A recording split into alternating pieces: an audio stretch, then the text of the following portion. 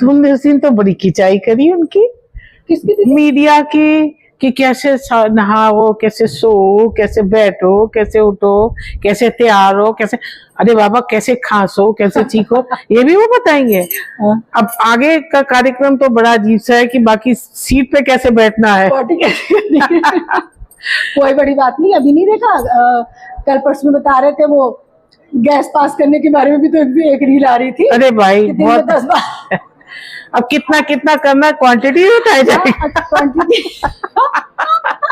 और दीदी वो बता रहे थे कि हाँ हर जगह इतना खौफ वाला माहौल कर दिया है, वो तो मैं खुद ही भूल गई थी नहाने वाला। हाँ। कि बाथरूम में जाते ही डर लगने लगा। हाँ। नहाने कैसे चाहिए। आपने सुना है कि ज्यादातर हार्ट अटैक और ज्यादातर ब्रेन हेमरेज बाथरूम में क्यों होते हैं? नहाते समय क्यों होते हैं? क्यों होते हैं? क्योंकि आप सीधे सर पे पानी डाल देते हैं। इसको क्या जाता है, पहले पैरों में डालो, फिर देन धीरे स्लोली कम अप। और हम लोग तो जीवन भर से गए अपने शैम्पू करना, सीधे डाला सर में पानी फटाक से, झट नहाया और निकले, तैयार हुए, ऑफिस गए। मतलब कोई टॉपिक छोड़ेंगे कि नहीं छोड़ेंगे? बहरहाल सब में गजब ही है, हर चीज में इनका दखल है। अब थोड़ी देर में कहेंगे कितना आपको देखना दाएं कि कितना देखना बाएं। पता चला बाएं से किसी ने लगाया टक्कर और हम गए वहां।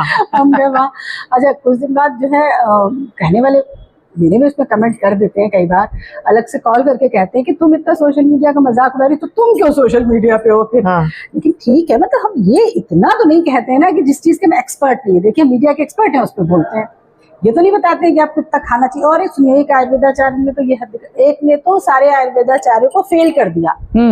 अभी हम देख रहे थे वो कहने लगे कि अगर आप खाना खाने के बाद